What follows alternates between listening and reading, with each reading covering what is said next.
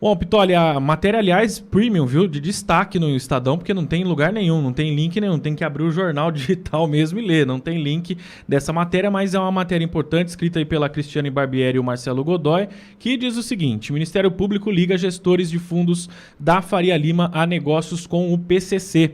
Promotores do Grupo de Atuação Especial de Combate ao Crime Organizado, o GAECO, do Ministério Público de São Paulo, informaram à Justiça que a relação das gestoras de recursos REAG e Altinvest com o PCC vai além da administração de fundos de investimento ligados à organização criminosa. Os investigadores disseram que a REAG e alguns de seus sócios e diretores, além de acionistas da Altinvest, têm participações em negócios ligados à facção. Segundo o Ministério Público, as duas empresas e pessoas ligadas a elas criaram estruturas jurídicas e societárias e estiveram à frente de fundos de investimento. Isso dificultou a identificação dos verdadeiros donos de ativos que pertenceriam ao crime organizado e viabilizou a entrada e saída de recursos ilícitos. As empresas negam.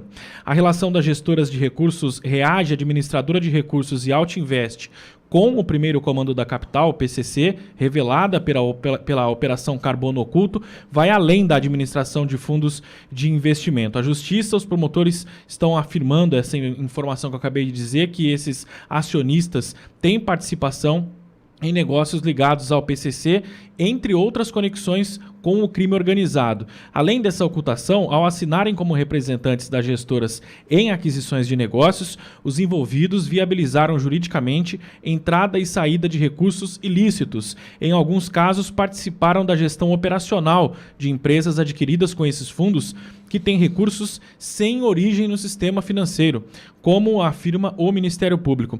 Em documento do GAECO sobre a Operação Cassiopeia, que envolveu várias pessoas do mesmo grupo e foi iniciada em março de 2023, há diferentes exemplos de tentativa de transações financeiras da facção em bancos como Santander e Safra.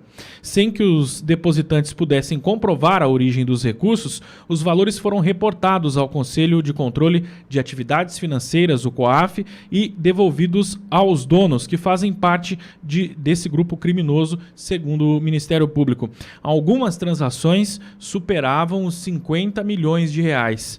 A ligação entre REAG e o grupo, porém, não tem a mesma dinâmica. Conforme o GAECO, a REAG, por exemplo, tem presença estruturada em operações com usinas de cana-de-açúcar e etanol controladas pela facção no interior do estado de São Paulo. A REAG e Walter Martins Ferreira III, sócio da gestora até junho, constataram como representantes legais da usina Itajobi de Catanduva. Aliás, eles constam, na verdade, como gestores. Ela foi comprada via fundo Mabruk II, gerido pela REAG, e cujos recursos, segundo o Ministério Público, são de Mohamed Murad, o principal suspeito de lavar dinheiro do PCC. Conhecido como Primo, ele é descrito como o epicentro das operações e montou a rede criminosa para fraudes fiscais, ocultação de patrimônio e lavagem de dinheiro. Ele e o seu grupo são donos de diversos negócios, muitos de fachada, além de usinas a distribuidoras e fornecedoras de postos de combustíveis, imóveis, empresas de logística e terminal portuário, segundo a denúncia. Com prisão decretada, ele, o Primo, conhecido como Primo, está foragido. A REAG e Ferreira III figuram como representantes da Itajobi em procuração pública anexada ao pedido de quebra de sigilo contra os acusados, feito à Justiça pelo GAECO. Quem assina a procuração pública como representante da REAG é Ramon Dantas, diretor executivo da principal empresa do grupo, a REAG DTVM. Essa informação publicada hoje pelo jornal Estado de São Paulo. Olavo, por que será que a Faria Lima não gosta do Bolsonaro, Olavo? Tudo que dificulta, tudo que atrapalha, né? Mas nós vivemos, seria reducionista dizer que nós vivemos num narco-estado. Não, nós vivemos num estado mafioso. Existia uma máfia estruturada. Pois bem, o crime organizado cresceu de uma maneira tão grande e ele cresce num momento interessante, vamos falar em São Paulo, em que governo paulista, depois de governo paulista, limitou a polícia civil, a polícia investigativa. Então, hoje nós temos uma polícia civil com vagos gigantescos, não consegue investigar. Aí o crime, onde a polícia não está, o Estado não se faz presente, o crime toma lugar. Então tivemos uma ascensão gigante do crime organizado no estado de São Paulo. Agora, chegou num patamar tão alto, esse crime organizado, e ele fatura tanto, que há necessidade de tornar lícito o dinheiro. Então, o dinheiro da venda de droga, o dinheiro da venda de arma, o dinheiro da televisão falsificada, o dinheiro... Enfim, se criou, se buscou esses métodos, como os postos de gasolina. Já são antigos os postos de gasolina. Agora, se descobriu o mercado financeiro como uma forma de esquentar um dinheiro ilícito, tentando tornar esse dinheiro lícito, tentando torná-lo aceitável dentro do mercado financeiro, porque não adianta ter dinheiro se o dinheiro não pode aparecer, não pode ser usado para negociação. Amigo ouvinte, uma investigação profunda nesse país revelaria o tamanho da estrutura de corrupção que envolve, que permeia as estruturas. Agora eu te pergunto, o mesmo estado de São Paulo, Pittoli, Barros, Silvio, na sua primeira página de hoje, fala sobre um número gigante de emendas parlamentares que estão sendo investigadas pelo uso do dinheiro com o crime organizado.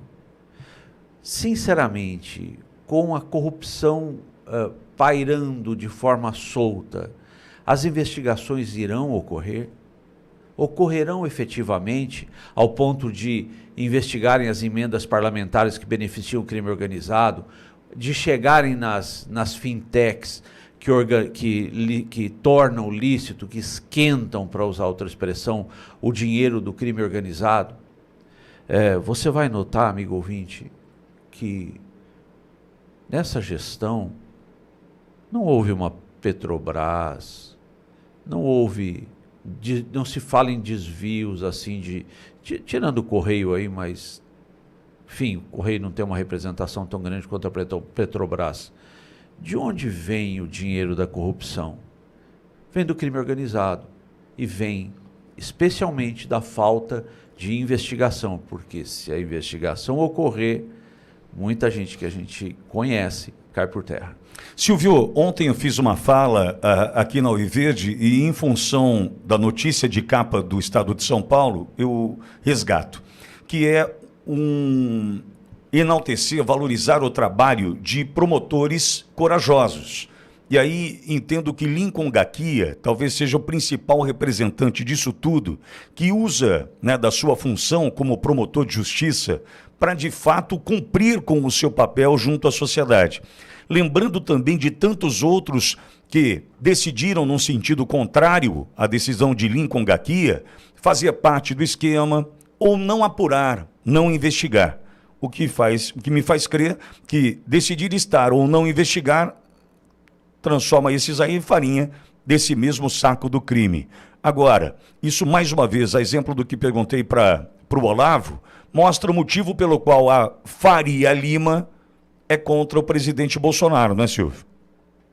Pois é, Pittoli, temos alguns pontos aí, doutor Olavo já foi a alguns, e acho ótimo o emprego da palavra máfia, um esquema mafioso, uma estrutura mafiosa, porque, aliás, é assim que o doutor Lincoln Gaquia, que você cita, se refere ao PCC, como uma multinacional do crime, considerada uma verdadeira máfia hoje no mundo, porque o PCC tem ligações com vários países na Europa, na Ásia, Estados Unidos, aqui ao nosso redor, na América Latina.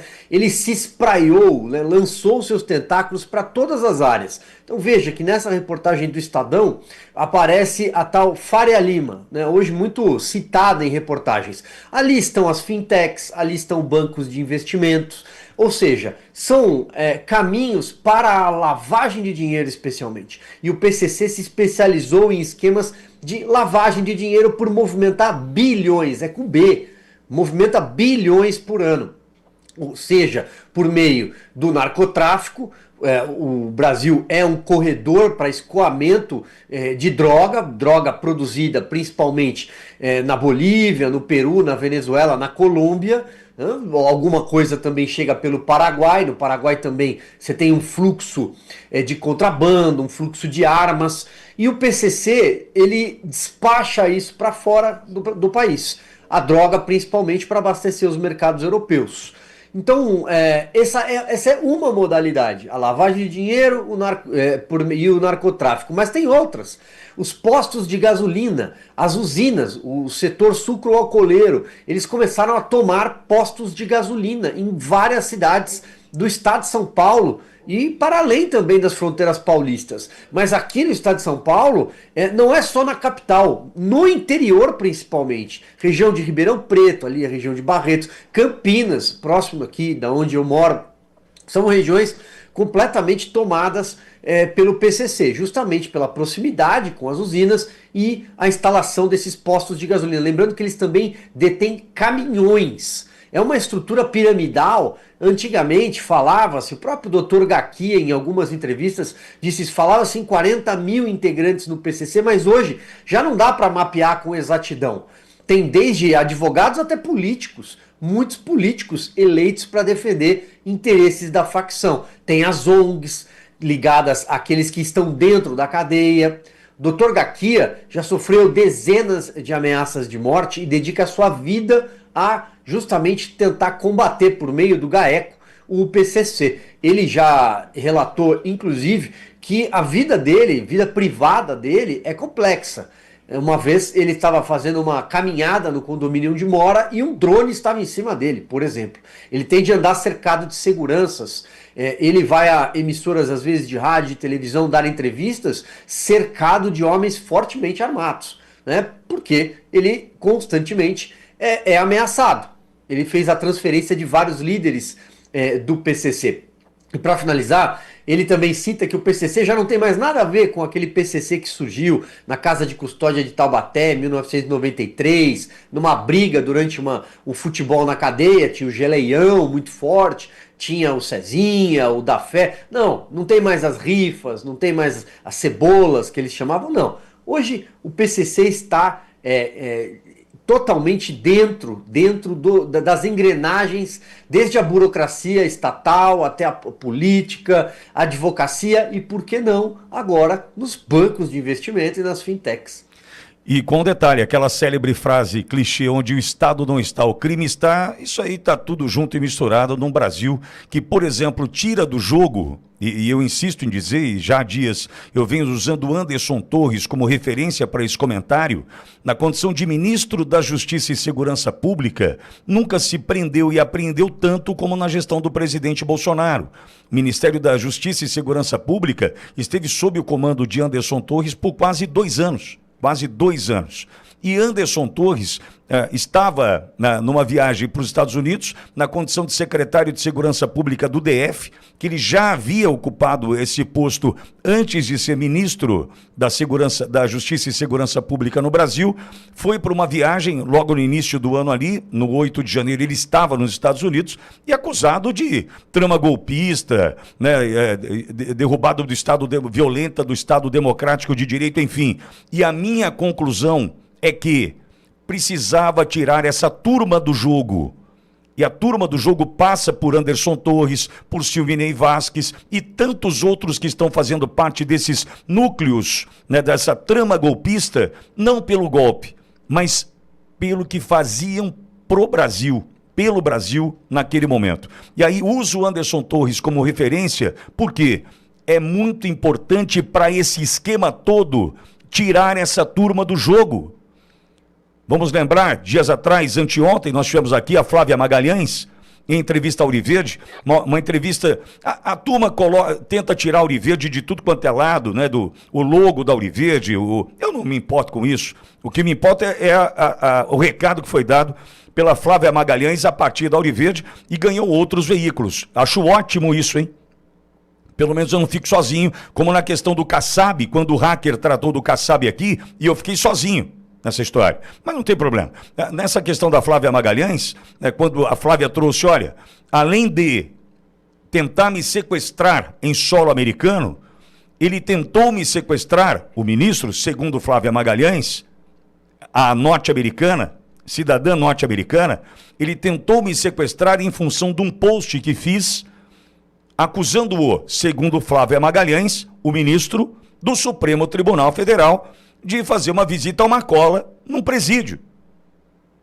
Ou seja, automaticamente eu ainda tenho essa possibilidade de concluir, né? O Lé encontra o CRE, o Tico insiste em encontrar o Teco, e a gente vai juntando as coisas, e aí eu me pergunto, por que tirar toda essa turma de circulação? Bolsonaro, Anderson Torres, Silvinei Vasquez, Alexandre Ramagem, por que tirar Augusto Heleno? Por que tirar Braga Neto, né? O interventor lá do Rio de Janeiro? Por que tirar essa turma do jogo? Será que é por conta de uma trama golpista? Que é uma mentira, uma farsa? Ou será que é porque essa turma, né, atuou contra o crime organizado no Brasil? É quase que intuitivo, né, de fácil conclusão.